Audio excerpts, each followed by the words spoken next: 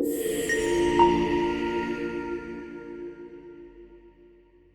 stone steps beneath the cloak were slick with ash and rain, and the castle behind him breathed smoke through shattered windows, as if the old place had lungs and pain of its own. Harry went down them without hurry, because hurry belonged to people who still imagined there might be another turn in the road.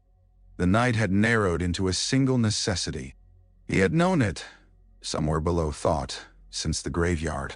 He had known it in flashes at Privet Drive, and on the tower and in the tent when the locket hissed at Ron's throat. Yet knowledge was one thing and the body was another, and his body kept betraying its small human wish to live. His pulse beat hard in his wrists.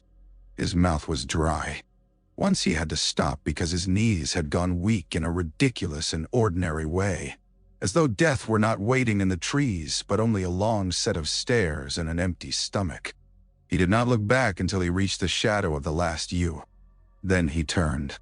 Hogwarts rose dark and wounded under the clouded sky, battlements broken, windows glowing in torn yellow strips through the smoke. He could hear the battle only faintly now, a distant thunder of curses, the crack of stone, the abrupt bright cries that ended too quickly. Somewhere in that immense black shape Ron and Hermione were still moving, still choosing him over their own safety as they always had. And Ginny was there too, small and fierce and dearer to him for having never asked him to be simpler than he was. He had left them all. The thought was a knife that kept finding a new place to enter. The snitch was cold in his fist. For a moment he could not remember how he had got it out of the pouch at his neck. His hands did things on their own now, old habits of seeking weapons and answers. He whispered against the gold, and it sprang open with a tiny metallic sigh. The stone in its hollow looked unimpressive in the darkness, more like something dug from a field by a child than one of the Hallows men had killed brothers for. Yet when he closed his fingers over it, the forest changed. Not in any theatrical way. There was no trumpet in the sky, no shiver of blue fire among the trunks. The world merely deepened. The night became more crowded, the air more intimate. 4 figures stepped out of the dark with the quiet certainty of people returning to a room they had always meant to re-enter. His mother came first, which felt right even though nothing in her life had ever been given the right order. She was not vague or silvery, but almost substantial, her face lit from within by the tenderness he had known before memory. Beside her stood James, taller, hands restless even in death, his expression a breaking mixture of pride and grief. Sirius was lean and watchful in the old reckless way, black hair stirring in a wind that did not touch the leaves. Remus looked tired and kind and sharper than Harry had ever seen him in life, as though death had taken the illness but left the pity. The breath Harry drew then hurt him more than any wound he had had all year. "You're nearly there," his mother said, and because she said it quietly, it steadied him more than if she had commanded him to be brave. "Does it?" He had to stop. His voice had become that of a much younger boy. "Does it hurt?" "Quicker than sleep," said Sirius. "And kinder than fear," Remus added. James looked at him with an expression Harry had once thought he wanted from his father more than any inheritance. It turned out not to feel like triumph. It felt like being seen too completely. "You've done enough," James said. Harry almost laughed at that, a rough little sound. Enough. There had never been enough. There had only been what came next. He looked at Remus instead because it was easier. "Teddy." Remus's face changed, and for an instant there was the young man Tonks had loved, startled by joy and helpless before it. "He'll know why I left," he said. "And he'll know why you stayed as long as you did." "I'm sorry," Harry said, though the words were clumsy and too small and late for all of them. "No," his mother said at once. "You are not to carry us like guilt." But he did. He carried them all. Cedric and Dobby and Fred. Mad-Eye and Hedwig. The unnamed Muggle family in the dark picture that had fallen out of Sirius' room one summer, when he was too young to understand what war did to everybody it touched. He carried the sleeping child he had been when a snake-faced man came through the door to murder him, and found something stranger in the way. He carried the prophecy, though he knew now prophecy was only a blade. It still required a hand. The forest received them. Wet fern brushed his ankles. Branches leaned close overhead, turning the sky into strips of tarnished silver. The dead walked beside him with no sound at all, but he felt them as warmth at his shoulders, a presence that took the shape of company. He had dreaded this journey because he had imagined being alone in it. The deepest mercy, it turned out, was not that death was gentle, but that love did not grow abstract when a body ended. It remained personal. It kept its voice. Ahead, faint between the trunks, glimmered wandlight. Harry's feet slowed. The body, animal and stubborn, had saved itself from blows without instruction for 17 years. It did not surrender elegance merely because the mind had yielded. His stomach clenched. Sweat went cold on his back. He thought of turning and running, and because he let himself think it plainly, without shame, the temptation lost some of its power. Running would buy minutes, not victory. Running would set everyone else back beneath the same shadow. Running would be another kind of death, the sort that asked other people to complete it for him. His mother put a hand through his arm. There was no weight in it, and yet his knees steadied. "They won't see us," he whispered. "We are part of you," Sirius said. "Invisible to anyone you don't want." That, too, felt right. They reached the last wall of trees. Beyond it, the earth dipped into a clearing where the Death Eaters had gathered among roots and old stones. One light made their faces look theatrical and sick, masks lacquered with sweat and triumph.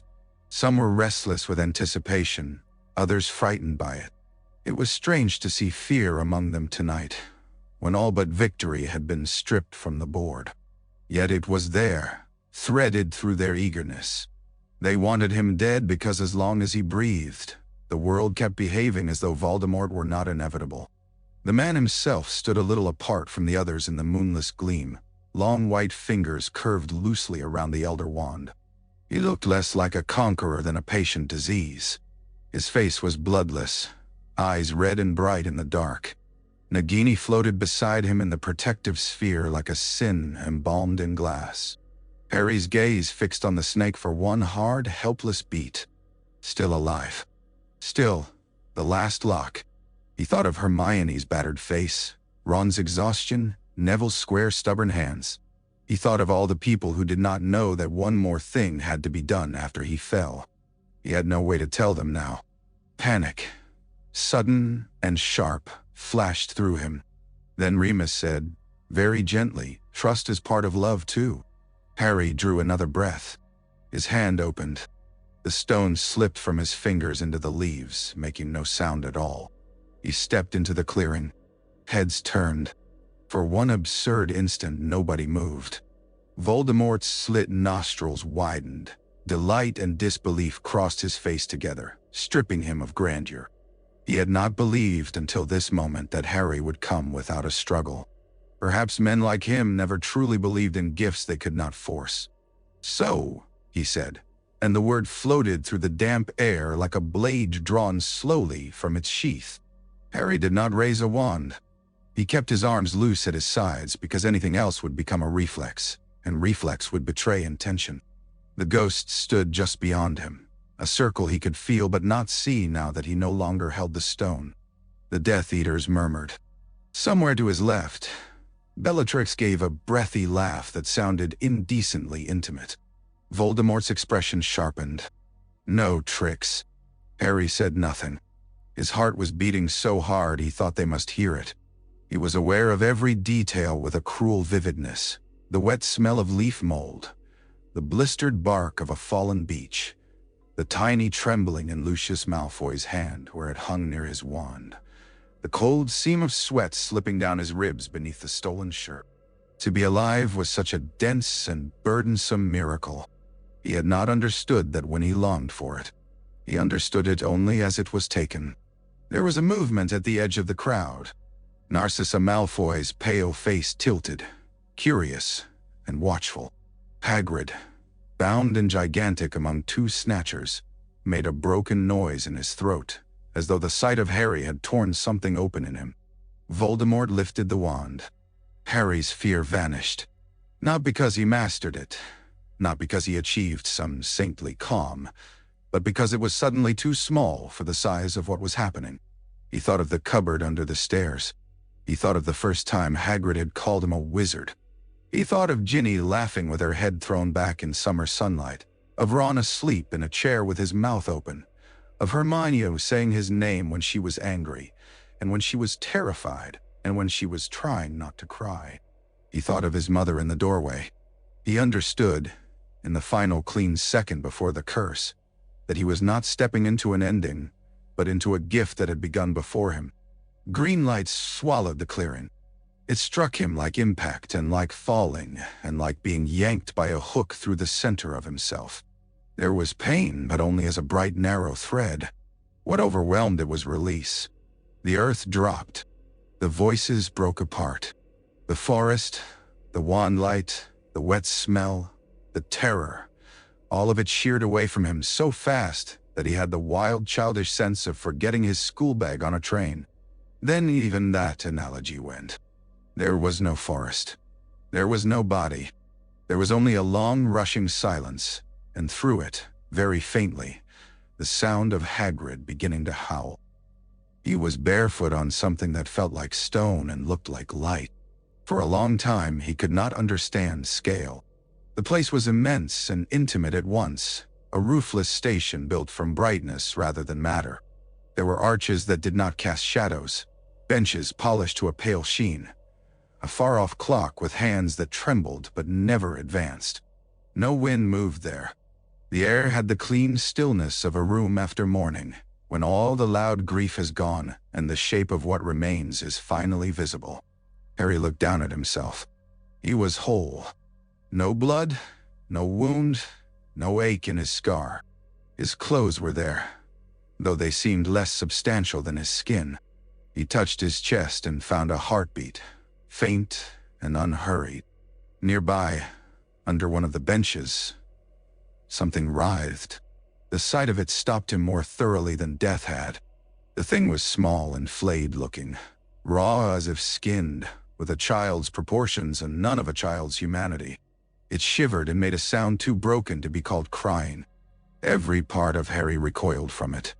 Yet underneath the revulsion there was recognition, not of shape but of corruption. He knew what it was in the same way he knew certain dreams belonged to the scar, and not to himself. The ruined piece of Voldemort that had lived inside him for years now lay outside him, mutilated by the curse that had meant to take them both. "You need not look at it for long," said a calm voice behind him.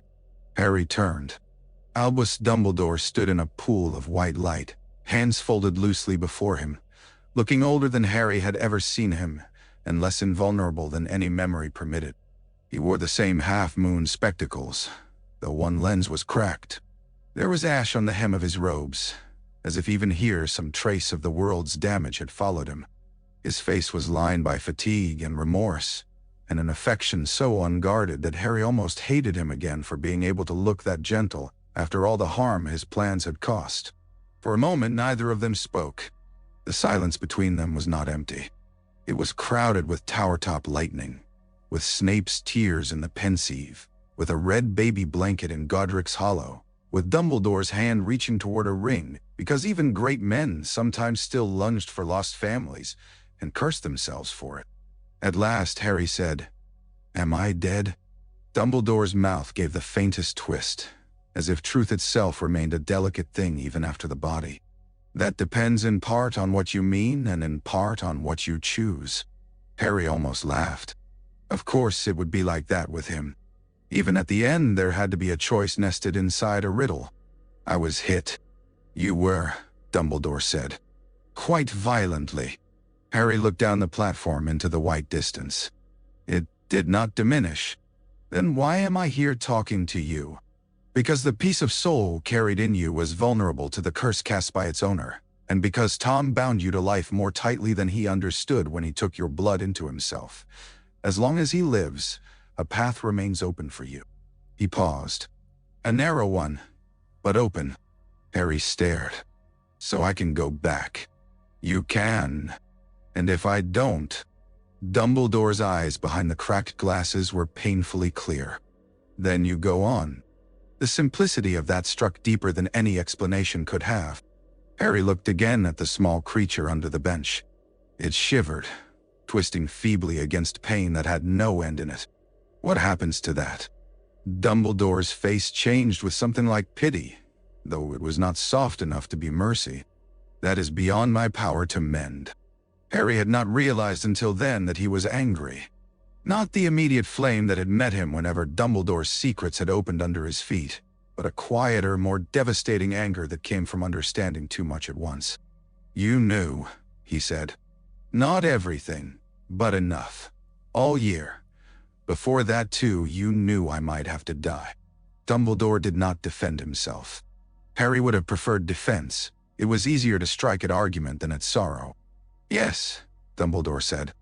"I knew there might come a moment when only your willing surrender would break the protections Tom had laid around himself. I hoped, for too long and too selfishly, that another path would appear." "No, you left it to Snape." "I left too much to too many." Dumbledore's voice lowered. "I loved you, and because I loved you, I could not always bear to look directly at what I was asking of you. That was not kindness. It was my weakness." The words should have soothed something. They did not. Not yet. Harry walked away a few paces, the light floor silent beneath his feet. He remembered himself at 11 staring up at a man in plum velvet robes, who knew things and smiled kindly and seemed to embody safety. It had taken him years to understand that wisdom did not prevent damage. It only made damage more deliberate when it came. Yet even now, standing in the aftermath of a curse that had torn his life in two, Harry could not make himself hate Dumbledore cleanly. The old man's failures were braided through every rescue he had ever given. "What if I go back and it changes nothing?" Harry asked. "The snake's still alive." Dumbledore smiled then, not cheerfully but with grave confidence in something outside either of them. "You have spent much of your life imagining that the world moves only when you do. That is a habit forced upon you by danger. It is not the whole truth. You are not the only brave person in it." Harry thought of Neville, of the queer, stubborn fire that had always lived under his diffidence. He thought of Hermione's fury, Ron's loyalty, Ginny's refusal to be ornamental in anyone's story. He thought of all the people in the castle who had taken up wands tonight because a school had become a last line. "Will they manage?" he asked. Dumbledore did not say yes. The refusal to comfort him with certainty was perhaps the most honest thing he had ever done. "They will suffer," he said. "They may astonish you. The question, Harry, is not whether they are enough. The question is whether you trust them to carry what cannot belong forever to one boy." The station seemed to recede as he listened. Somewhere beyond the brightness, there was a pressure, a noise, a world that had not stopped simply because he had fallen out of it. He could not hear voices distinctly, only the shape of urgency. Yet threaded through it, unmistakable as thunder, came Hagrid's grief. Harry closed his eyes. In the darkness behind them, faces rose one after another. Ginny last, because he had saved her for last all his life, as if love could be hoarded against fear. He saw her not as the girl in the chamber, or the one kissing him in a sunlit room, but as she had looked in the room of requirement when he left to hunt a diadem, furious that he was going, terrified for him, unwilling to weaken him by trying to stop him. She had always asked to stand beside him, never beneath him.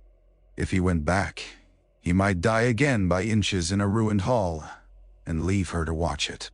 If he did not, he left her another burden entirely. "You're very tired," Dumbledore said softly. That, more than anything, almost undid him. No one had named it. Everyone had named courage, destiny, necessity, hope. Tiredness was too small and human and humiliating for legends. Yet it had lived in his bones for months, perhaps years. He was tired of being hunted and needed, tired of guessing which sacrifice would be asked next, tired of waking into crises shaped like old prophecies. He had wanted life. He had never wanted to become the mechanism by which life was purchased for others. "If I go back," he said, "it will still be mine to finish." "Perhaps," said Dumbledore. "Perhaps not.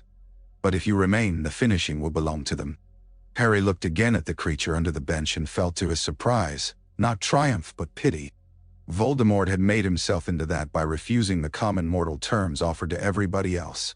He had torn his soul again and again to avoid the simple, ordinary courage of ending. Harry had spent his whole life running toward survival because it had been denied him so early and so brutally. Yet survival was not the only form of faith. Sometimes the harder belief was that love did not require your continued management of the world. He turned back to Dumbledore. "Will they know?" "Not all of it," Dumbledore said. "But enough. In time." Harry nodded. The gesture felt astonishingly calm. The panic he had expected at the edge of choice did not come. In its place was grief so vast it had become almost transparent. He would not see Ginny grow older. He would not sit in any kitchen with Ron and Hermione while children wrecked the silence. He would not know Teddy's first real memories or whether Hogwarts ever repaired the ugly crack on the fourth-floor landing. The loss of these futures hurt more than death itself. But he felt suddenly, and with utter certainty, that to clutch at them now would be to mistrust the very people for whom he had gone into the forest. "I've been carrying it too long," he said. Dumbledore bowed his head. "Yes." Harry took a step toward the brightness at the far end of the platform. It did not become a train exactly, not at first. It became motion, invitation, the sensation of a door somewhere opening onto weather kinder than any weather he had known. The station began to sound less like silence and more like distance. He thought, absurdly, of the first time he had ridden away from Privet Drive, and how impossible it had seemed that a life could alter simply because a platform existed where none had been visible. Behind him, Dumbledore said, "Harry." He turned. The old man's eyes were wet. "I am sorry." This time the words landed somewhere true. Not as absolution, not as repair, but as truth, naked at last. Harry nodded once. "Goodbye, Professor." He walked into the light. In the forest, Narcissa bent over the still body of the boy who had ruined and preserved her family by turns. She had meant to ask a question and collect a useful answer. Instead, she found herself staring at the unmistakable vacancy of death. No pulse fluttered at his throat. No feigned slackness held the mouth in place. There was only the strange simplicity that overtakes the face when a person is no longer behind it. "Is Draco alive?" she whispered anyway, because hope was a ritual as much as a feeling. The forest gave her nothing back. From behind her came Hagrid's strangled cry, a great animal sound of disbelief and pleading. Voldemort stood poised above them, all appetite and pale expectation. Narcissa straightened. Her own heartbeat seemed monstrously loud. Draco was in the castle, or dead in it. There would be no reaching him by continued obedience from the forest's edge. She had known that before she touched the boy's skin. She knew it now with the cold lucidity of terror. "He is dead," she said. The relief that moved through the Death Eaters was obscene in its force, like a crowd exhaling after a public execution.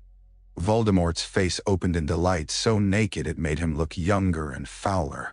Hagrid let out a sound that belonged at the center of some older world, where giants mourned their own and mountains answered. Harry heard none of it. The light took him, and the world went on without him. The march from the forest took longer than anyone in the crowd would remember afterward. Time, under catastrophe, stretched and snagged on details too small to matter, and therefore unforgettable. The crunch of Hagrid's boots on gravel, a streak of mud across Harry's cheekbone, the way the dawnless sky hung low over the grounds as if the night had decided not to move any further until it had watched the ending through. He lay in Hagrid's arms with that terrible lightness the dead acquire, as though the animating self had weighed more than flesh ever did. Hagrid bent around him protectively despite the ropes at his wrists and the wands leveled at his back. His beard was wet with tears. The giant's face, so often comic in its extravagance of feeling, had been stripped down to something almost primeval. Each step he took seemed an act performed against nature itself.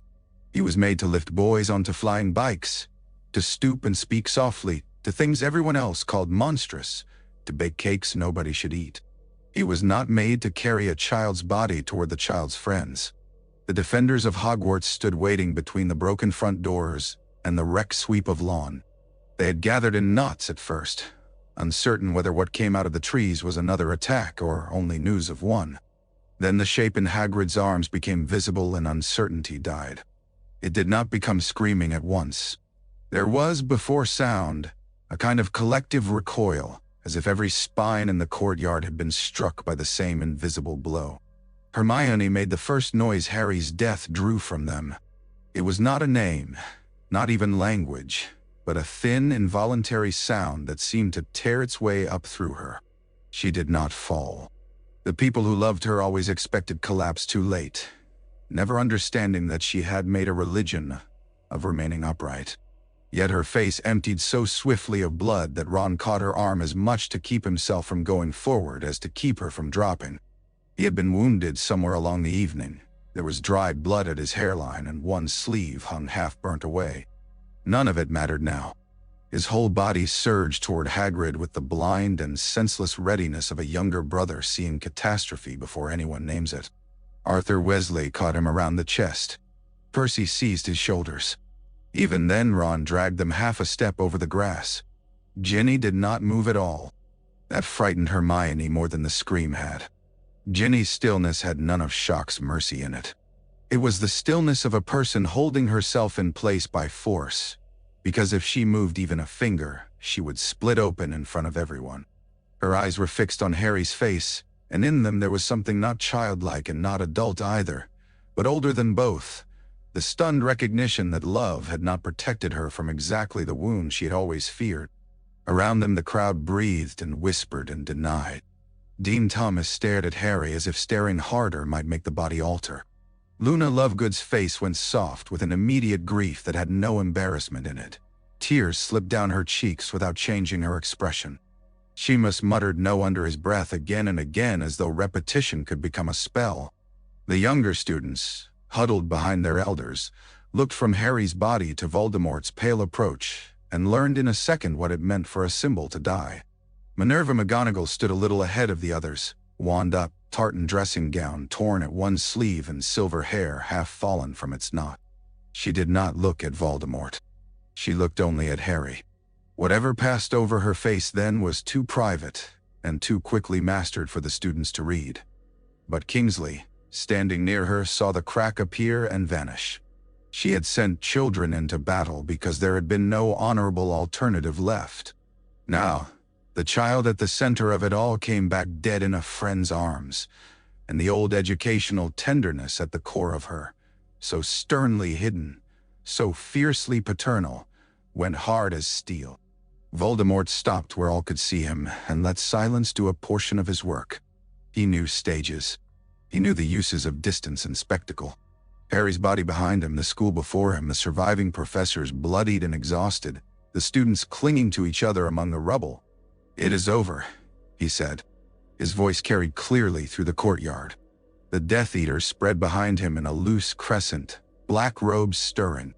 Some held themselves with practiced arrogance. Others were white-lipped and over-alert, wary even now. The fall of a legend did not make them brave. It only made them hope they had chosen correctly. "The boy who lived is dead," Voldemort said, and his lipless mouth almost smiled around the old title. "He came to me willingly. He died for your mistaken faith in him. The battle has been pointless. Further resistance will bring only more waste." Nobody answered. Hagrid gave a choked sob behind him, and the sound moved through the defenders like a current. Voldemort turned his red gaze upon them one by one. "You have fought for a child, for half-blood sentimentalities, for dead men's institutions and foolish stories. Look at the result. He was brave enough, at the end, to understand what you have not. There can be no victory against me." Gah. Ron made a sound that was almost a laugh and almost a gag. Hermione's hand closed around his with such force that later she would find crescent marks in her palm. Voldemort went on, smooth as poison. "Lay down your wands. Join the new order. Those who prove sensible will be shown mercy." Arthur's hand tightened on Ron's shoulder. Molly stood very straight, her face blazing not with tears, but with a murderous composure everyone who loved her had learned to respect. Behind her, George swayed where Lee Jordan held him up, and something like shame crossed Voldemort's back ranks when they looked upon the family who had lost a son that night and still stood armed. Neville Longbottom moved before thought could stop him.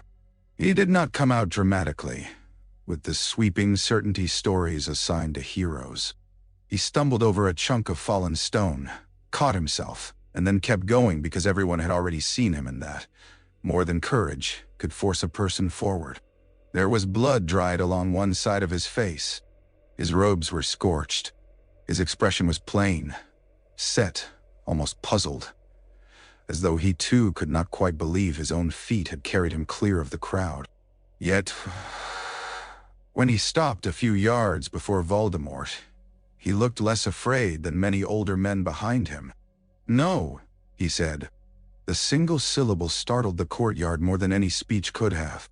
It was not eloquent enough to be ornamental. It simply existed, flat and uncooperative. Voldemort's head tilted. "No?" Neville swallowed. He glanced once at Harry's body in Hagrid's arms, and something in his face altered. Grief becoming anger, anger becoming structure. When he spoke again, his voice carried farther. "No, you can kill people. That's obvious. You can burn the school and tear things down and call it power if you want. But you don't get to decide what any of this meant." A hiss of alarm rose from the Death Eaters. Bellatrix leaned forward, avid, as if to drink the boy's nerve. Voldemort's smile returned, thin and dangerous. And what did it mean? Neville's hands trembled. He hid it by curling them into fists. That people came back. That they stayed. That they fought even when it hurt. That you're still standing here with a snake in a bubble because you're scared of things you pretend not to understand. His voice roughened. Harry knew what you were. That's why he came. Not because you'd won. The blow landed. It did not show first on Voldemort's face, but in the little flickers of uncertainty that ran through his followers. Harry had come willingly. They had taken it as surrender because that interpretation fed them. Neville's words reopened the act as meaning rather than defeat, and meaning was harder to master by force. Voldemort extended one white hand.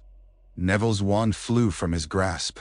"Bravery," Voldemort said softly, "is so often the final refuge of the doomed." He turned, raising his voice for the crowd again. "This boy is a pure blood. He might have had a place in the world I make. Instead, he chooses the filth and chaos of his friends."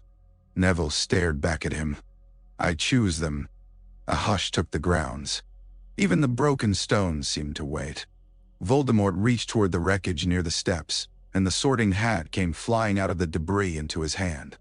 It was singed already from the battle, frayed and absurd in his fingers, all the dignity of Hogwarts reduced to battered cloth. He looked at it with contempt sharpened by old grievance. "There is a special poetry," he said, "in allowing a school's own symbols to destroy its most foolish pupil." He thrust the hat onto Neville's head. It slid low over the boy's eyes. Before anyone could move, Voldemort touched the brim with the Elder Wand. Flame burst upward. Ginny screamed then. So did Hannah Abbott somewhere in the crowd. The fire ran orange and blue along the patched fabric, throwing harsh light over Neville's jaw and throat. He shouted once. A sound of pain and fury combined and staggered. The Death Eaters laughed in scattered, uncertain bursts. The defenders surged, only to be checked by a barrage of curses from the black-robed line. Hagrid bellowed and lurched forward with Harry still in his arms, dragging two men off their feet before a dozen spells hit him together. He swayed but did not fall. Harry's body, cradled against the giant's chest, lay grotesquely peaceful amid the violence. On Neville's burning head, the hat split. What happened next would be described afterward in contradictions because battle unstitched sequence from cause. Some swore the sword came out of the fire trailing sparks like a star dragged from a forge. Others insisted it appeared black and cold, all its brilliance swallowed by the night until it touched the snake. Ron would remember only the sound Neville made as he ripped the hat from his head, a hoarse, furious cry unlike any voice he had ever heard from him before. Hermione, watching through tears and smoke, would later say that the most impossible thing was not that the sword came, but that it seemed the most natural answer in the world once it did. The brim split from crown to hem. Neville's scorched hands seized something inside the flame, and drew out the sword of Gryffindor in a single violent arc. The blade caught the fire and flung it outward in a sheet of gold.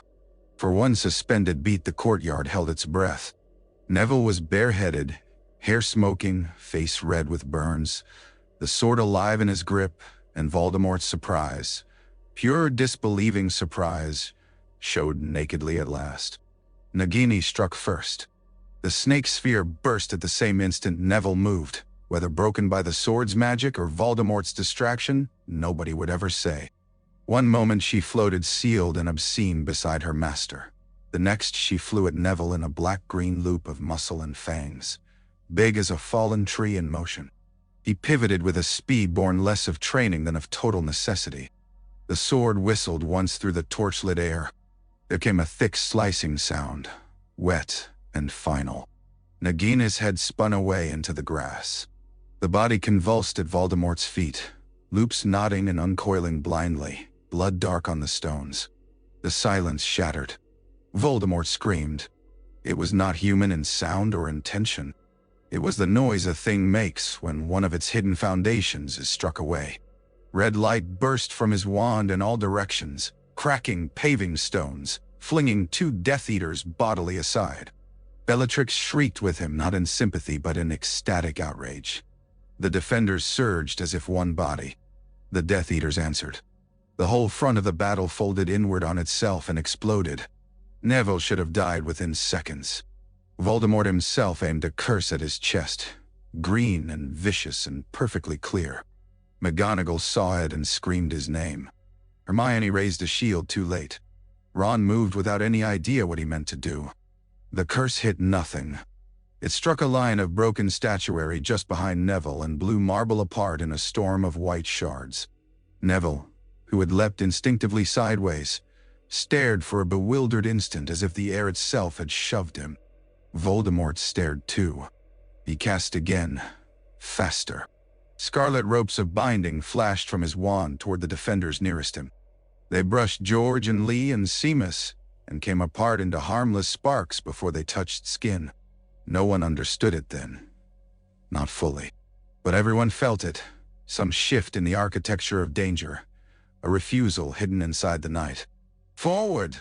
McGonagall's voice cracked through the chaos like a cannon shot.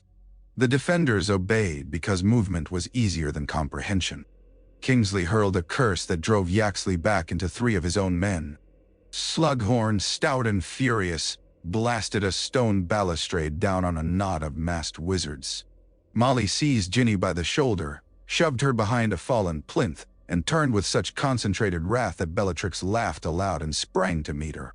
Arthur dragged younger students toward the doors, while Percy, white-faced and shaking, dueled a man twice his size with the desperate competence of someone fighting all the guilts of his life at once.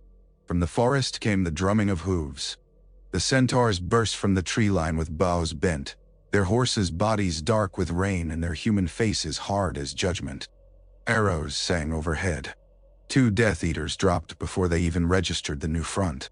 Behind the centaurs came the house elves from the kitchens, led by Creature with a carving knife held high.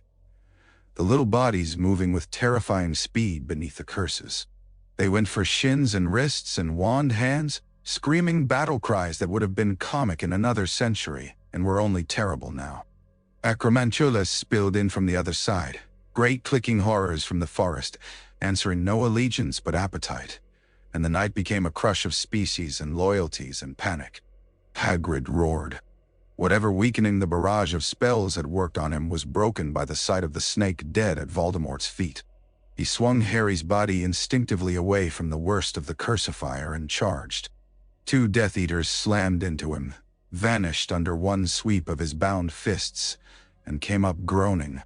A third he kicked clear across the lawn. It was absurd and magnificent and futile. Keeping hold of Harry prevented him from fighting as he might have, but he would sooner have dropped his own heart than set the boy down among trampling boots. Hermione and Ron reached him together. "Hagrid!" Hermione shouted. He turned, beard blazing with sparks from some near miss, eyes red-rimmed and wild. "He's gone," he said, as if they did not know, as if naming it might change its form. "He's gone, Hermione, he's gone." Ron stopped, because Harry's face was inches away and unmistakably dead. He had known. He had seen. But knowledge and sight were different cruelties. Harry's head lolled against Hagrid's coat at an unnatural angle, hair damp and dark against the moleskin, mouth slightly open. The scar on his forehead looked not dramatic but indecently ordinary, a pale stroke on skin cooling under dawnless air. Something in Ron broke loose from sequence and good sense and language. He hurled a curse over Hagrid's shoulders so hard that it blasted Travers off his feet. Then another, until Hermione caught his wrist. "Ron!" Her own face was streaked with soot and tears. Yet even in grief she saw too much. Voldemort's curses were not taken. Not on the people at whom he aimed them directly. A jinx meant for Seamus burst against the stone beside him. A cutting curse flew at McGonagall and veered just enough to slice only cloth. Bellatrix's hexes remained lethal. Dolohov's remained vicious.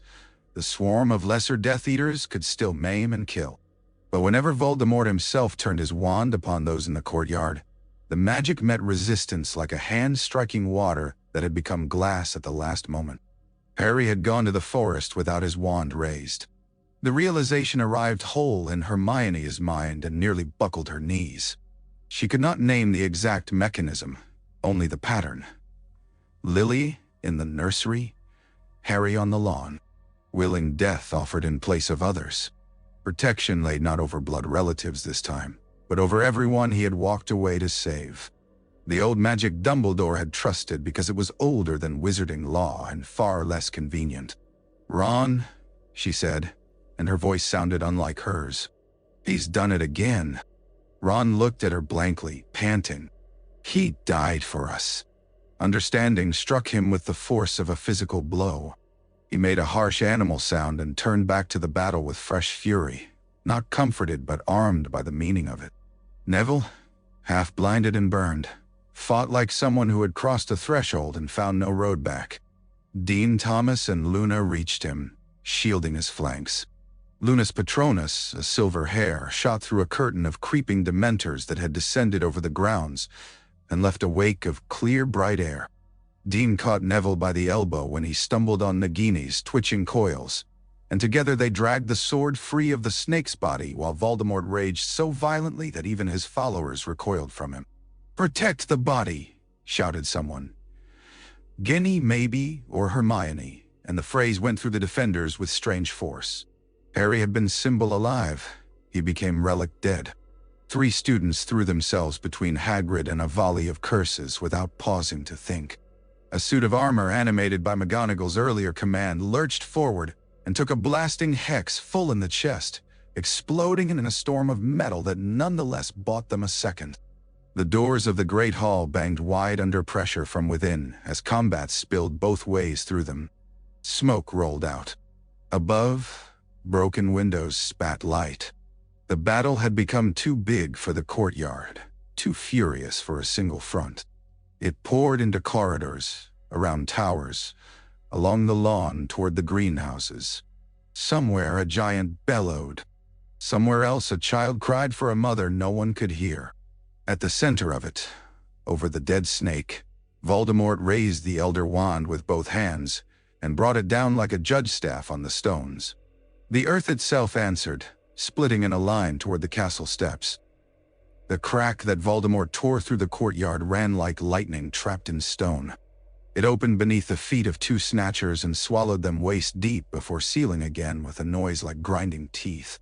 The sheer physical violence of it drove everyone backward for a moment, and in that moment Hermione made a decision that would shape the next hours. They could not win by keeping Harry in the open. "Hagrid!" she shouted. "Inside! Inside now!" He shook his head wildly. Not leaving him, not putting him down. We're not, Ron snapped, voice raw. We're getting him under cover. That logic Hagrid could understand. He lunged toward the broken doors, Ron and Hermione flanking him, curses sparking off the paving at their heels. The path was not straight. It could not be. Dolohov cut across them and Ron met him with a jet of blue flame so fierce it scorched Ron's own eyebrows. A masked woman threw a hex at Hermione that spun into harmless gold dust inches from her shoulder. And for one bizarre heartbeat, the world stopped to show her the truth again. Harry's death was not absence only. It was barrier. He had placed himself between Voldemort and the people in that courtyard so completely that even from beyond life the offer still held. Then Bellatrix laughed, and the laugh dragged everything back into motion. She had broken from Voldemort's side with the quicksilver frenzy that distinguished her from the other Death Eater's colder cruelty. She moved through combat as though it were music played solely for her delight, skirts slashed open for speed, black curls whipping against the wild shine of her face. When she saw Ginny duel an older wizard and nearly take him clean off his feet with a blasting curse, some hideous pleasure sharpened her expression. She aimed, not at Harry's body, or at the stronger fighters near Voldemort, but at the young girl who bore the Weasley face and Harry's belovedness all at once. Ginny twisted. Bellatrix's curse missed her by less than an inch and blew the shoulder off a marble griffin. "Ginny!" Molly's voice cracked across the hall entrance like another spell. She came out from behind a fallen pillar with Arthur's discarded cloak flung back over one arm and her wand leveled in a hand that did not shake. Up close, grief had altered her beyond anything Bellatrix understood. Fred's death lay under her skin like a fresh burn. Years of tending, scolding, feeding, worrying, forgiving. The daily labor by which women are expected to make violence survivable had been converted into something diamond hard. She did not look like a mother who had left the private sphere to commit an exception. She looked like the truest form that motherhood takes in wartime. Not shelter alone, but retaliation. Bellatrix saw it and smiled wider, delighted by difficulty. Molly did not waste breath on taunts. Their curses collided in the air between them with a concussion that rattled the shattered windows.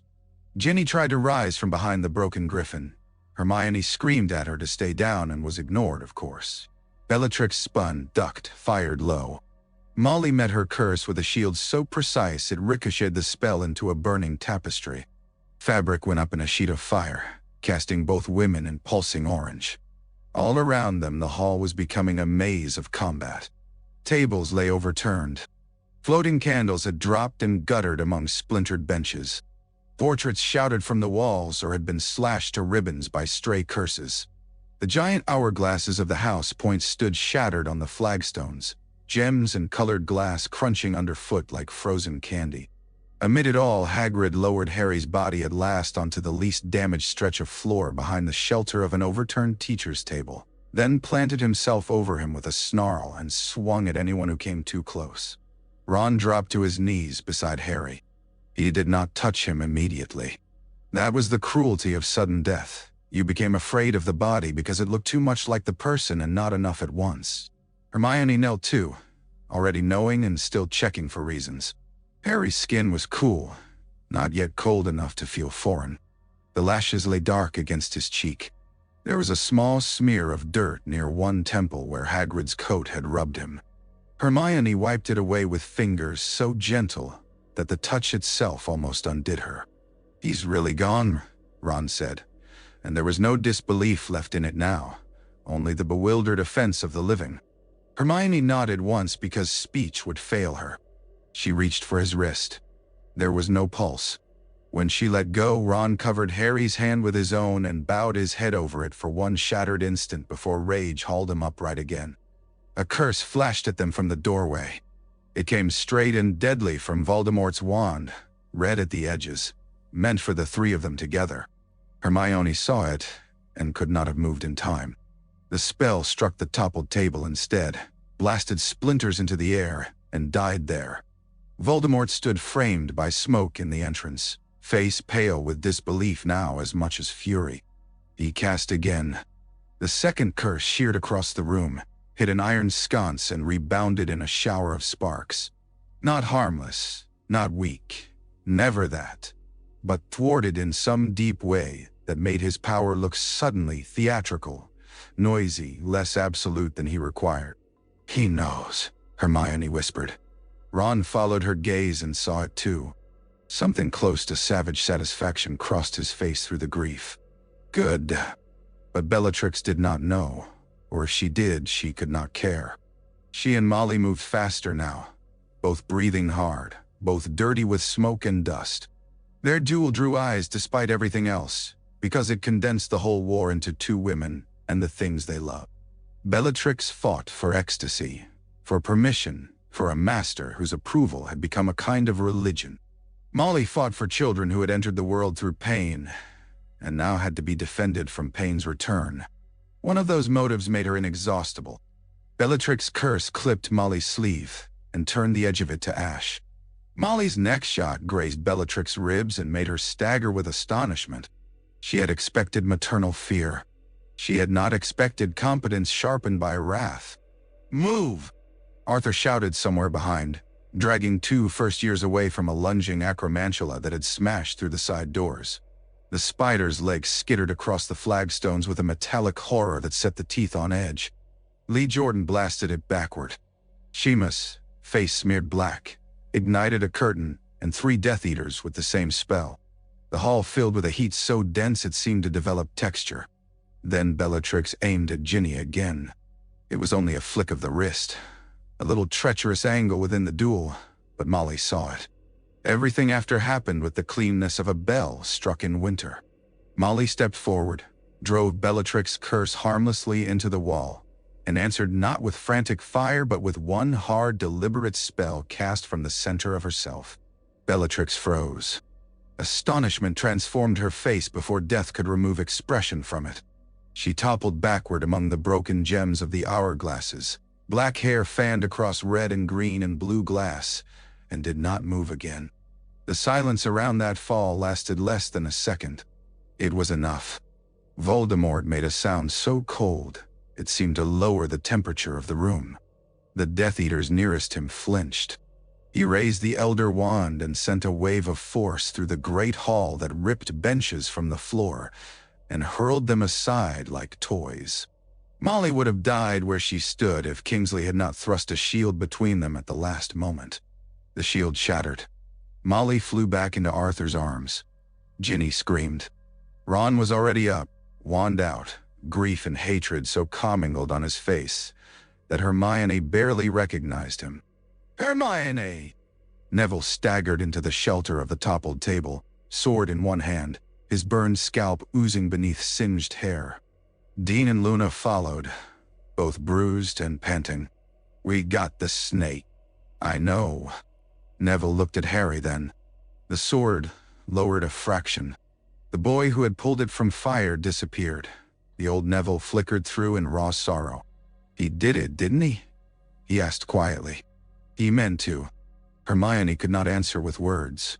She only looked back at him, and whatever he needed to read, he read. Voldemort advanced through the smoke with the strange measured gait of someone who has realized his hands no longer obey him perfectly, and is determined to hide that fact. Behind him, Yaxley, Dolohov, and a cluster of others regrouped, trying to turn his fury into strategy. McGonagall mounted the dais in a single leap, green robes torn, face set like carved granite. "Out!" she cried to the students. "Everyone under 17 out. Passages now. The older ones with me. Hold the doors." The battle broke and reformed around that order. Harry lay at the center of it all, too still, while the living rearranged themselves according to the protection his death had bought. McGonagall had spent a lifetime believing in structure. House tables, timetables, rules properly kept and rules sensibly broken, staircases that moved according to a logic one could learn if one was attentive enough. Even her rebellion had always worn the shape of order. What Voldemort did to the hall offended her on a level deeper than politics, because he treated the school not as a living institution but as scenery for domination. Perhaps that was why she met him with such ferocity now. He had come into her house and mistaken theatrical violence for authority. She would teach him the distinction if it killed her. She did not duel alone. Kingsley came to one side of her with his deep calm sharpened to a lethal edge. Slughorn, improbably magnificent, lumbered to the other with a face mottled by effort and rage. Together, they made an ungainly but formidable line. The schoolmistress, the statesman, the compromised old epicure who had once given a clever boy exactly the knowledge he wanted, and had lived ever since with the sour taste of that error. Voldemort looked at them and smiled with all the patience of a man about to strike 3 names from a list. The first exchange of curses lit the hall in white. McGonagall's spell turned a toppled bench into a flock of iron crows that launched at Voldemort's face. Kingsley's blue-white jet cut under them, clean and murderous. Slughorn sent a thick rope of golden fire that moved like liquid metal. Voldemort answered with a sweep of the Elder Wand so powerful that the crows shattered into razor fragments, and the fire burst outward, licking up a tapestry and half the western wall. He was stronger than any wizard living. That truth did not alter because the wand disliked him. Yet dislike mattered. It introduced a fault line into force. His magic still exploded with terrifying magnitude. But there was a drag in it now, a minute fraction of resistance between will and execution, as if the wand resented being used for this particular mastery, and so required him to overcompensate. Great power under strain grows sloppy. Under ordinary conditions, no one alive could have survived him anyway. Under Harry's protection and the Elder Wand's unease, survival became possible enough to be fought for. McGonagall saw the flaw first, not because she understood wand lore better than Ollivander, but because teachers grow expert in reluctant obedience. There was a split second of hesitation in the wand's flare before each curse, like the inward brace of a student about to defy. Tiny, lethal to ignore, useful if noticed. She adjusted, no longer trying to meet his brute force head-on, but timing her transfigurations to the fraction of a beat his own magic took to settle. A stone boar from the entrance pedestal thundered across the floor at her command, and slammed into Yaxley before he could hex a knot of evacuating children. Kingsley's shield, dark and glassy, absorbed a curse that should have carved him open and sent it skimming into the ceiling. Slughorn, cheeks wobbling with the effort of movement, ducked a slicing hex and retaliated by turning the spilled contents of a goblet into a cloud of acid mist that ate through the boots of 2 advancing Death Eaters. Voldemort's eyes burned. He had expected resistance. He had not expected friction. "You cannot save them," he hissed. McGonagall's answer was a barrage of knives transfigured from shattered desk legs. "I do not require your permission." He blasted the knives aside. The shockwave cracked the professor's dais and toppled the remaining chairs. Dumbledore's great chair split down the middle and burned.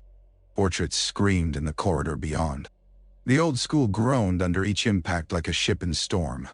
Hermione, half dragging a bench into place around Harry's body as makeshift shelter, looked up between spells and saw the duel with a horrible clarity. Voldemort's rage was turning tactical.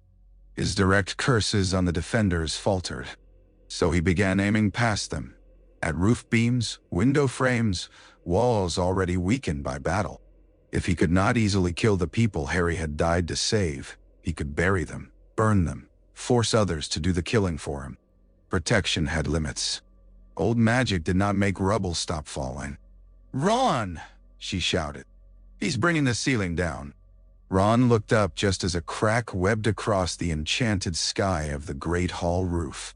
Shards of charmed glass and stone rained from above. He and Dean threw shields over the younger students herded toward the side passage.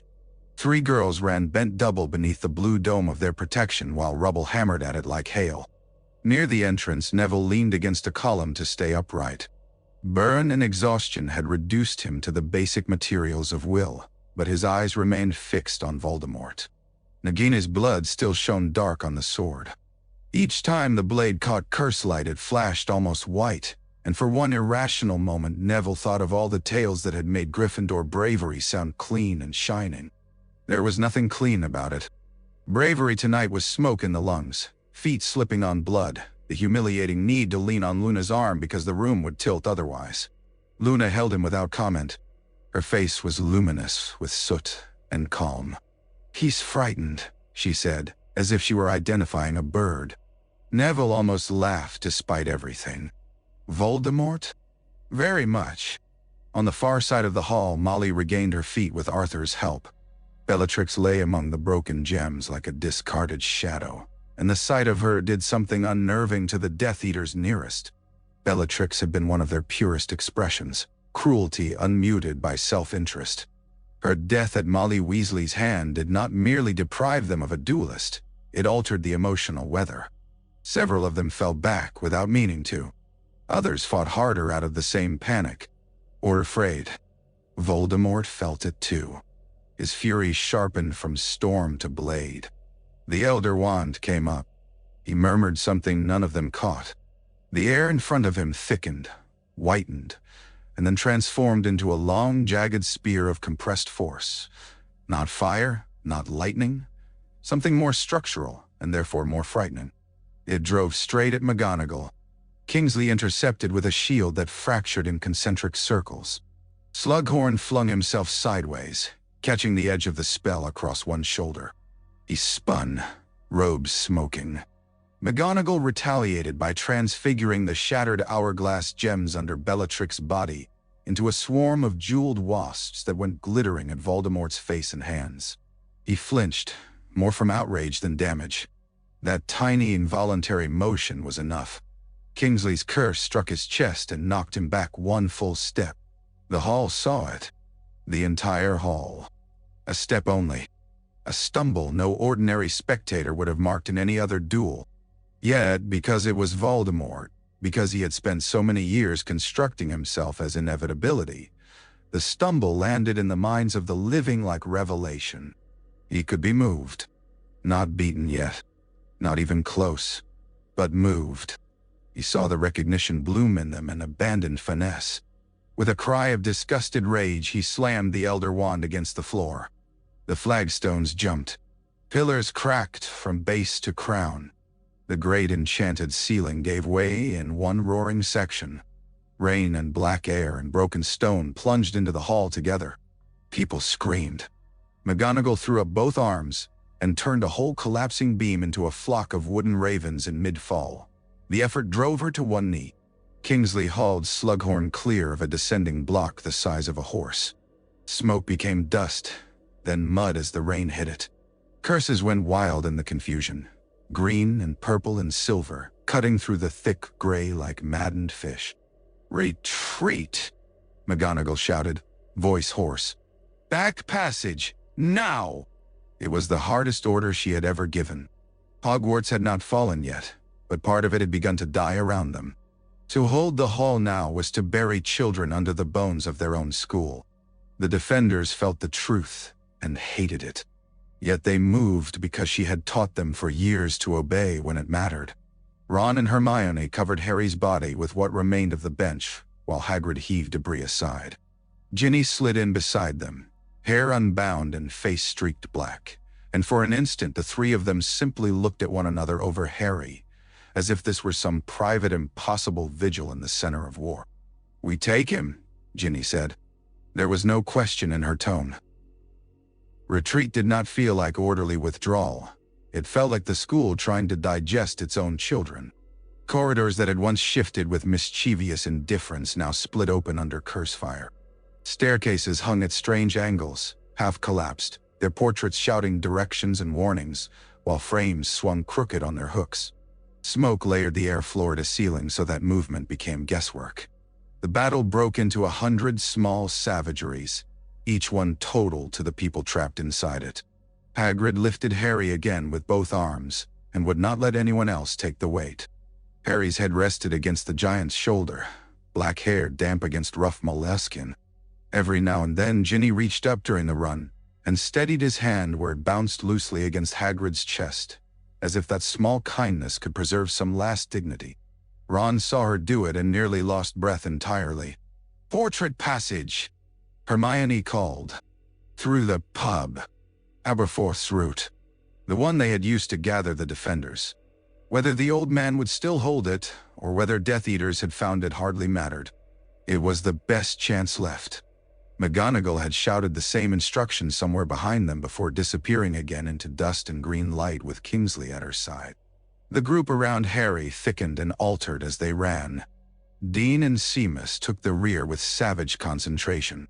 Luna moved beside Neville, who could barely keep his feet but refused to surrender the sword. Ginny flanked Hagrid.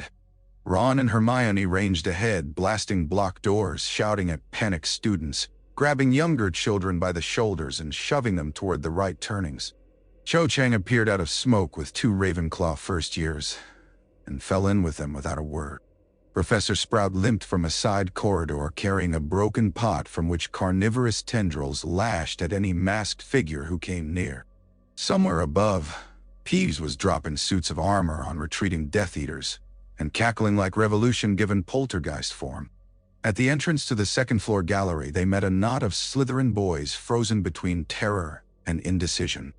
In another world, there might have been time for distrust, for sorting children by prior cowardice or complicity. Tonight, there was only the blunt arithmetic of survival. "This way, if you want to live," Ron barked. They came. A Death Eater crashed through a side door and flung a curse straight at the group of younger students. It met the air in front of them and burst into crimson sparks. The children stared, shocked. Hermione did not. She dragged them onward, understanding now with a clarity that had become almost physical sensation, where Harry's sacrifice held strongest, around those he had consciously gone to die for. Especially within the contested heart of the school, Voldemort's direct harm was blunted, frustrated, deflected. But the protection did not make the night safe. Rubble still killed. Fire still burned. Other wands still tore flesh. A shriek echoed from below. One of the Carrows, limping and half-mad with smoke, had cornered a pair of Hufflepuff girls against a niche. Before Hermione could aim, Neville stumbled forward and drove the pommel of Gryffindor's sword into the man's face. The Carrow dropped. Neville nearly went with him. Luna caught him again. "You're doing very well," she said, as if he were mastering an awkward dance rather than bleeding down his collar. He gave her a dazed look. "I can't feel half my head." "That might help." Despite everything, he laughed. The sound came out cracked and weak, but it was laughter. Human and absurd, and therefore defiant. They reached the tapestry corridor and found it blocked by a fallen beam. Hagrid shifted Harry one-armed and tore the beam aside with his free hand, muscles standing out under his coat. Dust poured over them in choking sheets. Through it, Hermione saw the portraits on the wall pressing to the edges of their canvases, some weeping, some shouting directions, one old witch striking repeatedly at the inside of her frame with a poker as if she could break through and join the fight. "Left!" cried Sir Cadogan from a neighboring portrait, his pony rearing in alarm. "The Stag's Head Passage. Mind the trick step." Them. They obeyed because in Hogwarts even nonsense could save you. The Stag's Head sprang open on its hinges into a narrow service stair. Students flooded into it. Hagrid ducked low, scraping Harry's shoes on stone. Ginny followed so close that her shoulder brushed the wall. Ron took up the rear this time, hurling curses blindly into the dust whenever pursuit sounded near. Hermione stayed in the middle, counting heads with frantic precision. 15, 19, 23. Too many and never enough. At one landing, they found creatures standing upon the chest of a stunned Death Eater, knife in hand, ears quivering with triumph. Around him, 3 other house elves panted like tiny exhausted soldiers. "Master Harry Potter's friends are to go." Creatures squeaked and stabbed the air toward the lower turn. "The bad wizards are fools." "Thank you," Hermione said automatically, too hurried to examine the astonishment of hearing those words spoken sincerely to the elf, and meaning them from the whole of herself. He blinked at her, startled, then drew himself up even taller over his captive. "For Master Regulus," he said, and went darting back into the smoke with his troop. The stair emptied into a corridor behind a line of tapestries that led, by several turns and a hidden door, toward the room of requirement landing. But the room itself was gone now, its disaster earlier in the night having left the whole area unstable. Fire had eaten the walls. Charred fragments still drifted in the air. They had to thread the edge of a blackened ruin with children in tow and battle at their backs. Here at last they met the cost of retreat. A chunk of burning ceiling came down between two groups. The younger students on the far side screamed. Seamus and Dean leapt together and blasted a gap through the fallen masonry, hauling the children through one by one while sparks rained over them. Hagrid could not fit at first with Harry in his arms. Ron and Ginny shoved stone clear with bleeding hands until he squeezed through sideways, face contorted with grief and effort. Behind them, footsteps. Wand light. Death Eaters burst into the passage, half a dozen at least. Masks off now because smoke made them useless. Yaxley led them, lips split, robes torn. He saw Harry in Hagrid's arms and snarled with sudden understanding. "Take the body." Perhaps he meant it as desecration. Perhaps as proof. Perhaps because even he sensed that symbols mattered more than corpses should. It had the effect of galvanizing everyone around Harry into a kind of cold viciousness. "No," said Ginny. She did not shout. She said it the way one says a fact. The fight in that burnt corridor lasted less than a minute. It felt like another lifetime. Ron and Hermione fought back to back, old practice surviving panic. Ginny moved like flame, all speed and precision.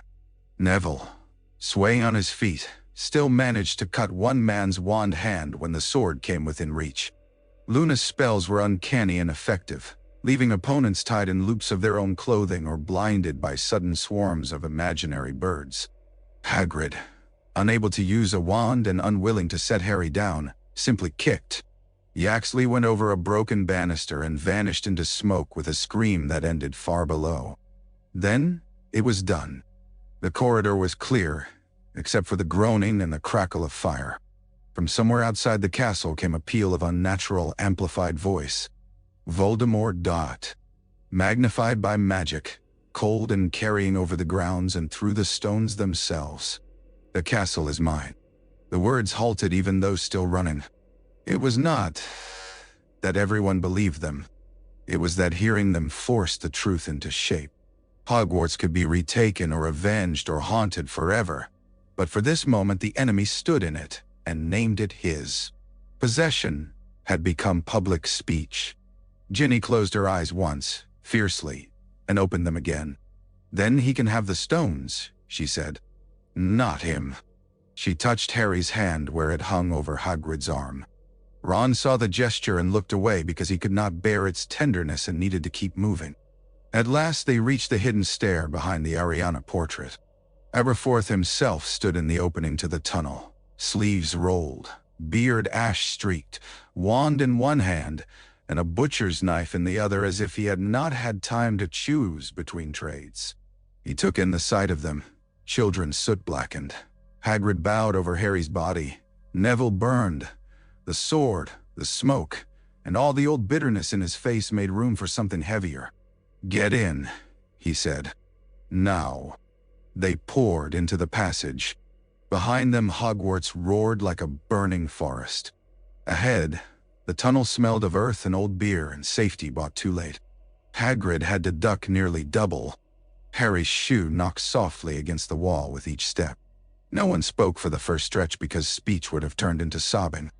Near the midpoint, where the tunnel widened enough to breathe, Hagrid stopped. The others nearly collided with him. He did not move until Ginny touched his sleeve. "Hagrid, Doctor." He looked down at her, eyes red and helpless. "I should have stopped him going," he said. Should have held on to him, shouldn't I? Should never have let him." Ginny's own face crumpled then, but she kept her voice steady by force. He would have gone anyway. The giant made a wounded sound that might have been a scent. He adjusted Harry in his arms and walked on. When they emerged into the cellar beneath the Hog's Head, the first thing everyone noticed was the silence. Not true silence. There were coughing students, distant thuds from the pub above, the drip of water somewhere in the stone. But compared with the castle, it was a holy hush.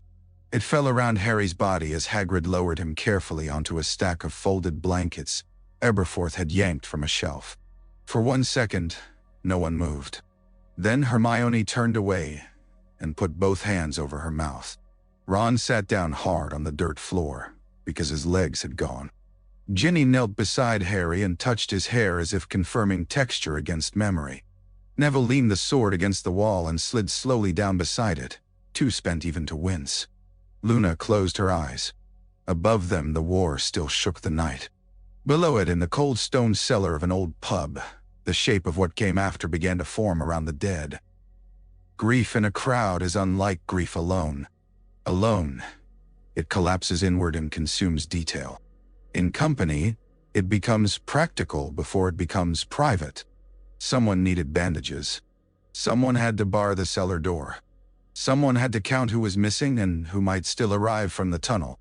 The ordinary tasks of calamity assembled themselves around the extraordinary fact on the blankets, and because everybody had been taught by war to move when broken, they moved. Aberforth sent 2 older students to the pub door with strict instructions and rations. Hannah Abbott and Padma Patil organized the younger children into corners with water and strips of bread, though most could not swallow. Professor Flitwick arrived 20 minutes later, half carrying a bleeding Ravenclaw boy, and set him down before finally looking around for the source of the room's gravity. When he saw Harry, he took off his spectacles, cleaned them pointlessly on his sleeve, and did not put them back for some time. Kingsley came after that, soot-black and limping. Professor McGonagall, last among the principal fighters, held upright only by fury and a hastily conjured splint around one wrist. She crossed the cellar in silence and knelt beside Harry with the slow deliberation of someone approaching an altar she did not believe in but could not refuse. The skin beneath his nails was still faintly dirty from the forest. McGonagall noticed that and almost smiled. Because of course he would come back from the center of destiny with dirt under his nails like any child who had ever broken school rules outdoors. She set one hand on his shoulder, bowed her head once, and rose again before the watching students could see whatever had altered in her face. "We are not finished," she said. Her voice was frayed but firm. "Anyone able to stand will be of use in an hour." No one argued. Not because they were unhurt, though many were not, but because Harry's body lay 3 yards away, an argument about exhaustion would have seemed obscene. Hermione sat on an upturned crate with a roll of bandage unwinding uselessly between her hands. Ron crouched beside her, elbows on knees, staring at the floor. Ginny had not moved from Harry's side. She had taken one of the blankets and folded it under his head, though rationally he needed no comfort now. Irrational acts became forms of obedience to love when rationality had nothing decent left to offer. Neville, head bandaged at last, leaned against the wall with the sword across his lap. He looked years older than he had at dusk. Luna sat beside him, one shoulder pressed lightly to his, as if anchoring him by contact alone. Across the cellar, Hagrid wept openly, and without shame, each effort to quiet himself producing only a larger tremor in his chest. It might have remained that way, bruised silence, practical grief, if Hermione had not suddenly looked up with the expression Ron knew meant her mind had found a pattern and could not rest until she spoke it. "He protected us," she said. The room, already attentive to any sharp sound, turned toward her. Ron shut his eyes briefly. "Hermione. No, listen." She spoke with the urgency of someone translating revelation before it vanished. "That's why Voldemort's spells were missing. Not all of them. Not everyone's. His. Harry knew he had to go to him. He went without fighting. That matters." McGonagall's gaze narrowed. "You are suggesting a sacrificial protection." "Yes." Hermione's voice shook but held. "Like Lily's. Not exactly the same because the bond is different, but the principle, willing death, freely given to save others from the murderer. Old magic. He did it for everyone at Hogwarts, everyone he was going to die to keep alive." Men twain. There was a long stillness after that, one in which memory resorted itself in a dozen minds. Neville saw again the killing curse missing by inches. Kingsley remembered the ropes dissolving to sparks. Ron heard Bellatrix's curse tearing up stone where Ginny had been, and understood why it had not torn through her instead. McGonagall, whose knowledge of old protections was deeper than most living wizards, looked from Hermione to Harry and found no flaw in the structure. "So that is why," she said quietly. Hagrid let out a huge shaking breath. "He knew," he whispered. "He knew and still went." Ginny's hand, resting on Harry's forearm above the blanket, tightened once. She did not cry. Not then. Her grief had become something harder than tears, a bright, relentless line running through her. "Of course he did," she said, and the words held anger enough to light a battlefield. "He always thought it was his job." Ron looked at her, startled by the blade in her voice, because it matched the one buried in him. "Love made martyrs beautiful to everyone, except the people who had to live after them." "Maybe it was," Neville said. Ginny turned her head sharply, but Luna laid a hand on Neville's arm before the statement could become quarrel. He was not defending the loss, only naming the shape of the world they had inhabited. Harry had been asked for the impossible so often that even his friends sometimes mistook compulsion for calling. Kingsley knelt in front of Hermione. "If this protection holds," he said, "it may have saved a great many lives tonight, but it does not win us the morning." "I know." Her mouth trembled. "Nagini's dead. Neville killed her. He's mortal now. Many, Hyman, Kezia." That moved through the cellar like fire catching. Mortal. The word was almost too small for what it promised. Voldemort still had an army. The Ministry, the castle, fear itself.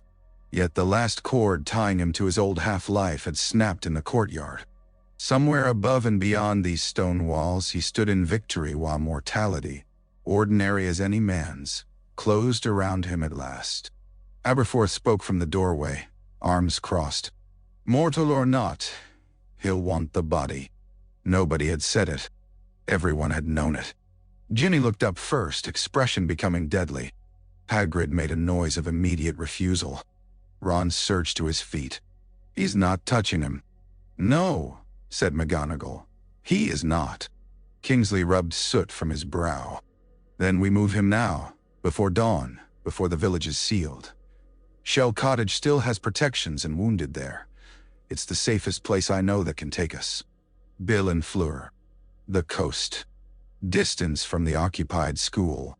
It made sense in the cold strategic way that hurt because strategy now included Harry's corpse. Ginny bent over him and pressed her forehead briefly to his shoulder before rising. "Then let's go." The transfer required more care than battle had, perhaps because the danger of breaking him no longer existed, and yet everyone felt it more acutely. Hagrid insisted on carrying him to the street. From there, apparition became complicated. Too many were injured, too many students underage, too much risk in splitting the group.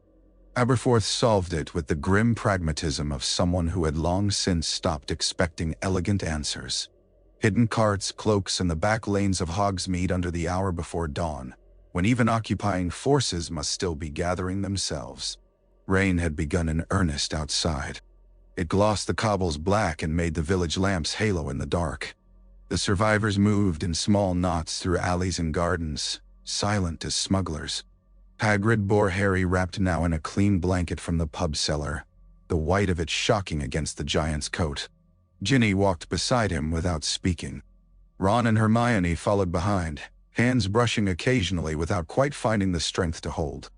McGonagall and Kingsley ranged outward, wands ready. Every shadow seemed hostile. Every creak of signboard might have been pursuit. Yet they crossed the village almost untouched, as though the same ancient bargain that had blunted Voldemort's curses had laid a temporary hush over the roads carrying the dead boy away. When they reached the edge of Hogsmeade and the apparition point beyond the last hedge, the group paused. Several of the younger students would remain with Aberforth. Others with family nearby were sent under escort. The core of them, Ron, Hermione, Ginny, Hagrid, Neville, Luna, Dean, McGonagall, Kingsley, and a handful of the wounded, went by side along or paired apparition in jolting, sickening bursts that tore the landscape away, and brought it back as salt wind and the crash of distant sea. Shell Cottage stood pale against the dark coast, lamps still burning in the windows. Fleur opened the door before they reached it, wand raised, and then dropping as her eyes fell to the shape in Hagrid's arms. All French elegance vanished from her face. She put both hands to her mouth.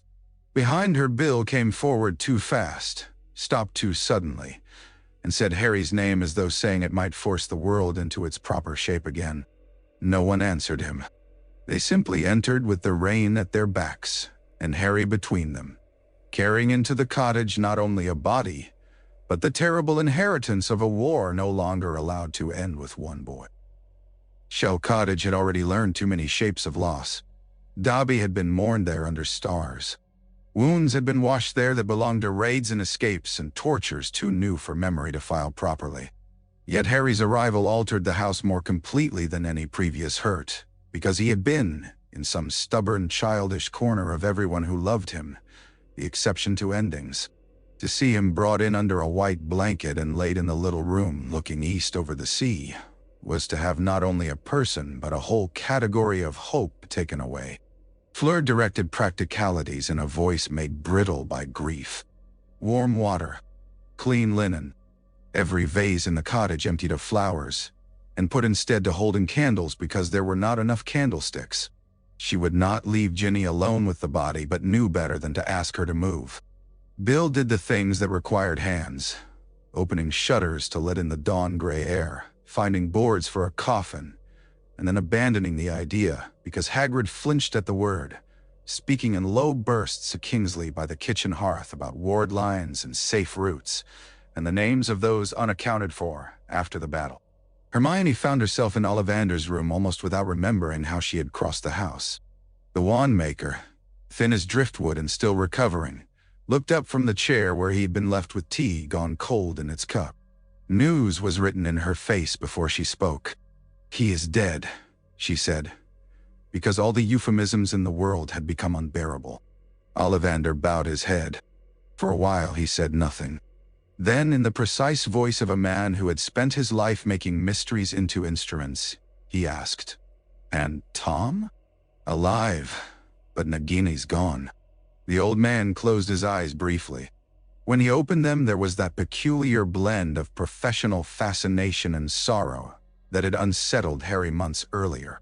Then mortality has at last caught up with him. Hermione sat opposite and heard herself saying the next thing before she knew she had decided to.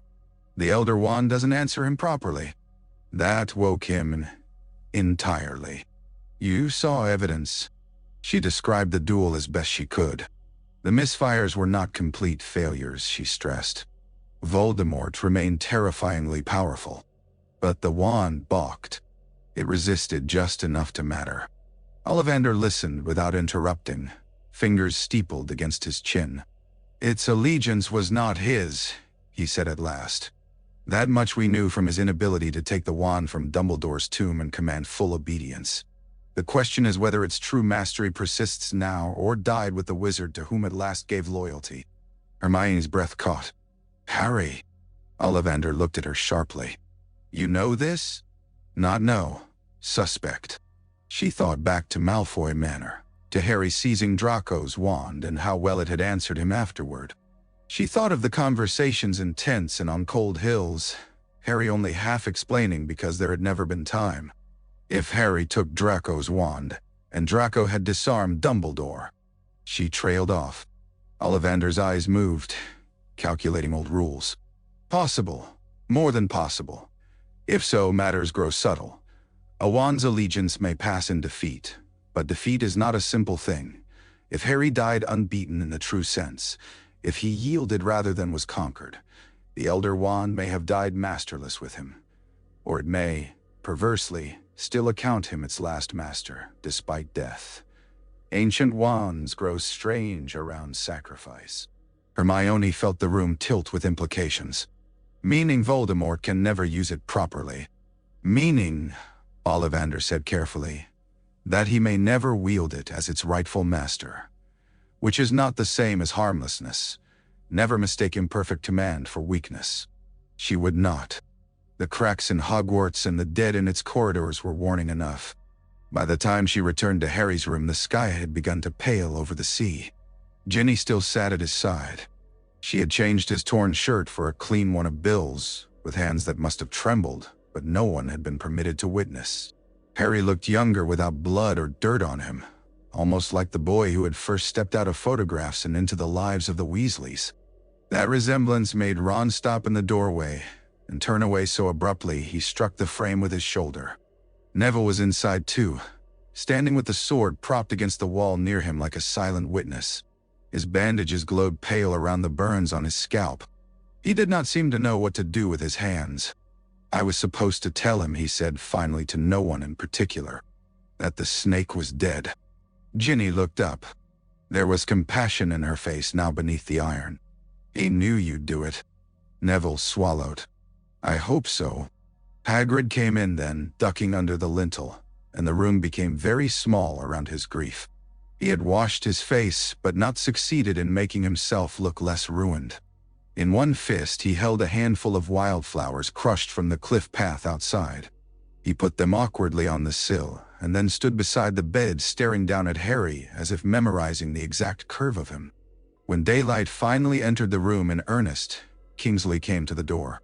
His expression alone announced that the night's battle had already become politics.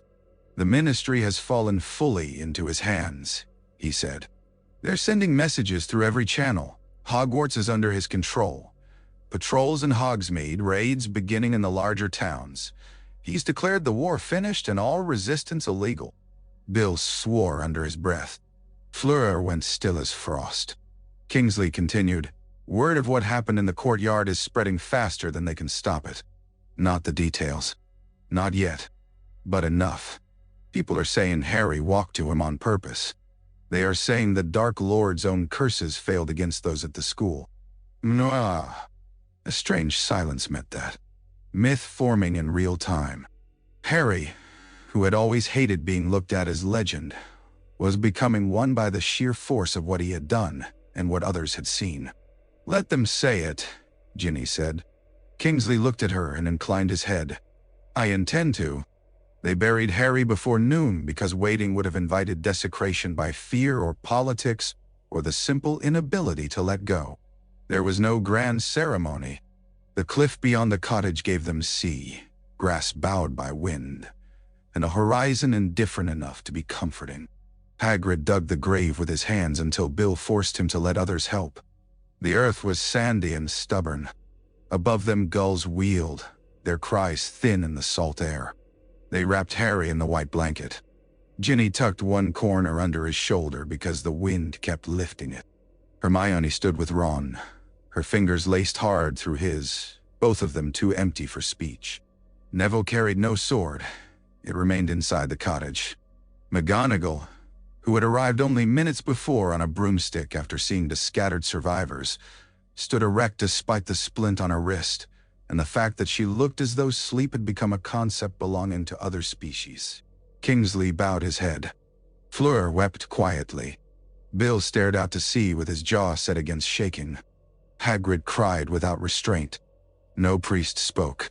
No official rite could have held them. Each said what came or said nothing. Ron, after 2 false starts and a throat that would not work, managed only, "You idiot," with a tenderness so naked it left everyone else staring at the grass. Hermione said, "You were ours before you were theirs, and had to stop there." Neville, pale and shaking, whispered, "I got the snake." Ginny waited longest. When she did speak, her voice was steady enough to break hearts. "You don't get to do everything," she said to the still shape in the grave. "You hear me? You don't get to leave the rest of it to ghosts." Then they lowered him into the earth, and the world did not stop. That was its cruelty. The waves kept striking the rocks. The wind kept moving through the dune grass. Somewhere miles away, in a conquered castle, men were rearranging desks and posting notices, and telling each other they had won. In Wiltshire, where the manor's walls had already heard too much of history's uglier speech, Draco Malfoy sat at the end of a corridor outside his mother's room and stared at his own hands. They still smelled faintly of smoke and cold stone. He had made it out of Hogwarts with his parents in the confusion after the castle fell, neither captured nor comforted. Lucius paced at intervals, furious and shaken in equal measure, while below stairs the house elves moved like frightened shadows. When word arrived that Bellatrix was dead, and Potter buried on the coast under Resistance guard, Lucius swore so violently that one of the peacocks in the grounds screamed in answer. Narcissa closed her eyes and said nothing. Draco looked up only once, toward the place where all their choices had narrowed into this. Voldemort had won the castle. Yet every face in the manor showed the same unspeakable understanding.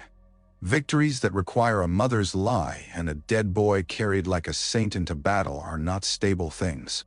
They leak. Night returned to Hogwarts before anyone in Shell Cottage had slept.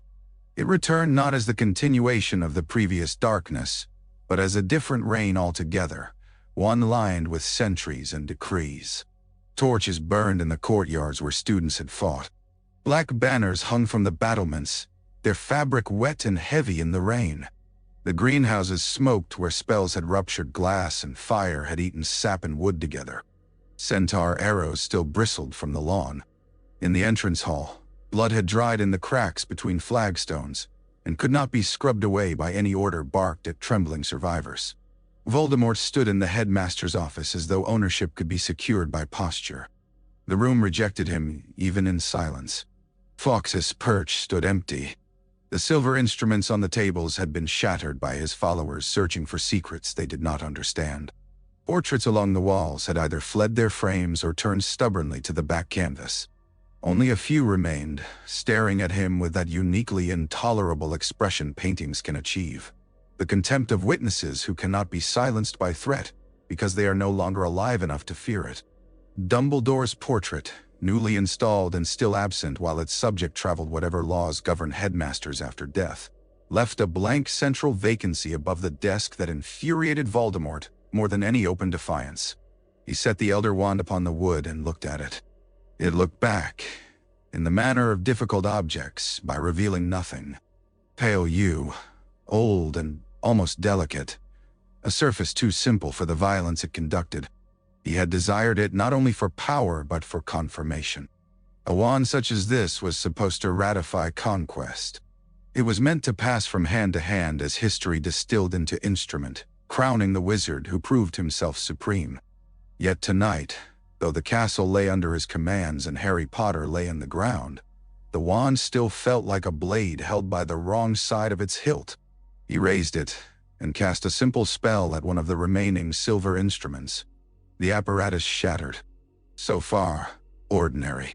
He cast a stronger curse at the far wall.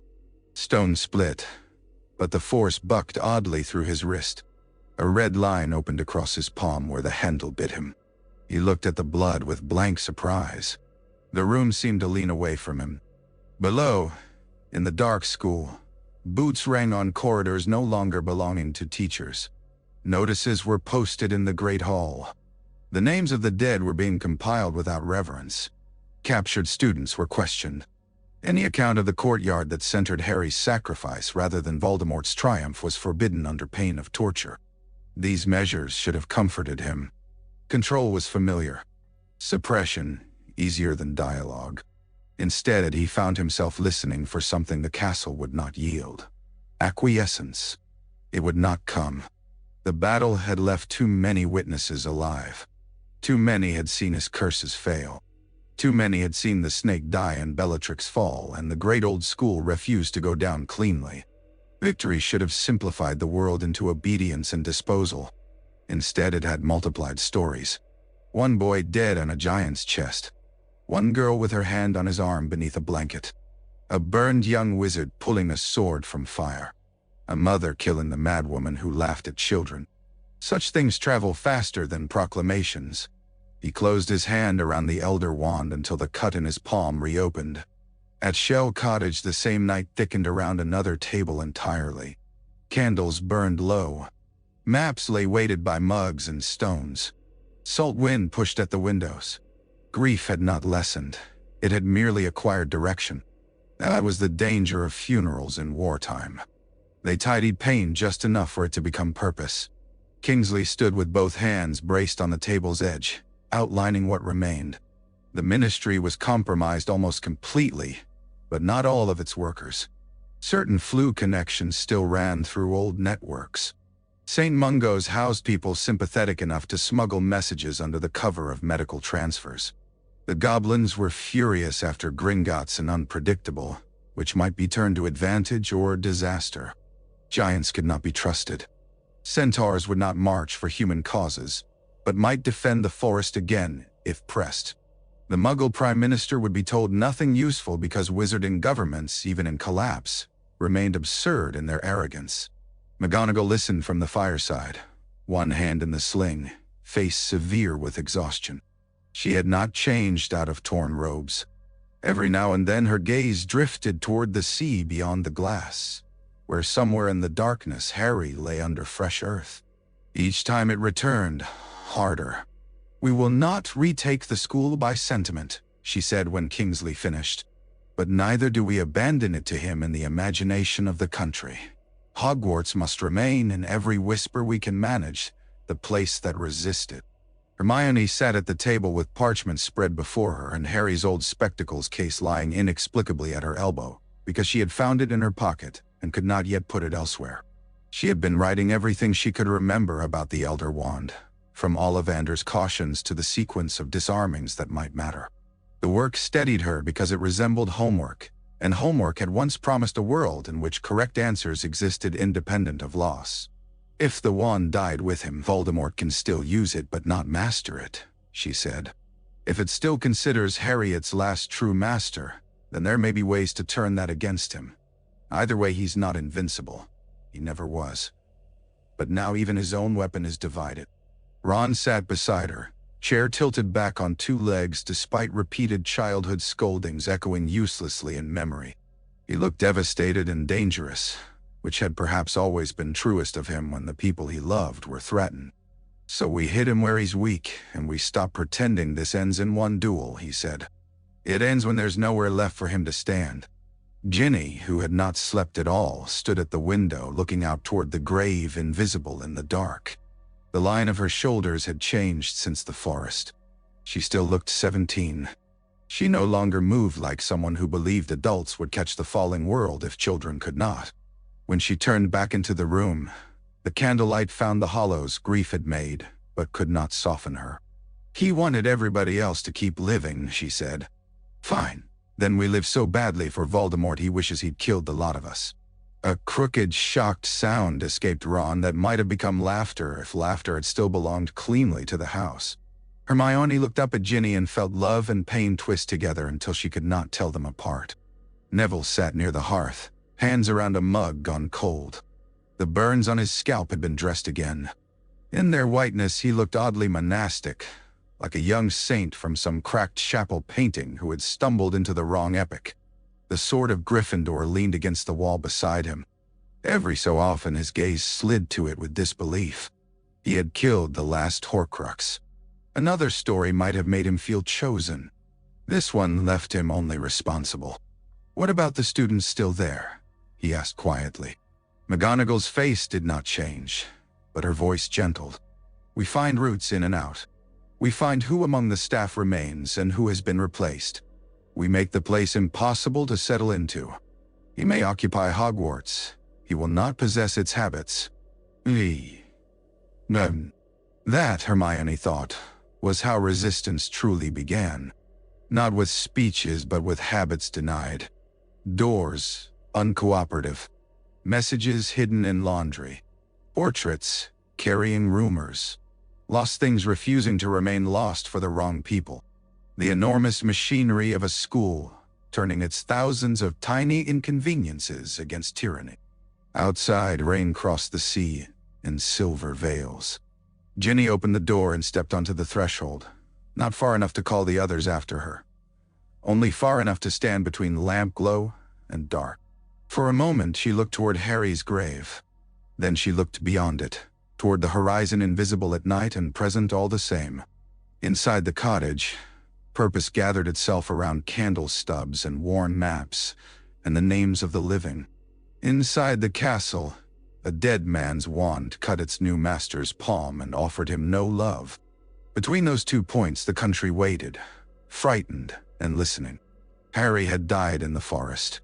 That could not be altered. But death, he had proved in 100 forms before his last hour, and in the shape of his last gift itself, was never the same thing as surrender. Voldemort had killed the boy, and inherited not peace, but a nation of mourners learning to fight without asking one child to bear the whole sky alone.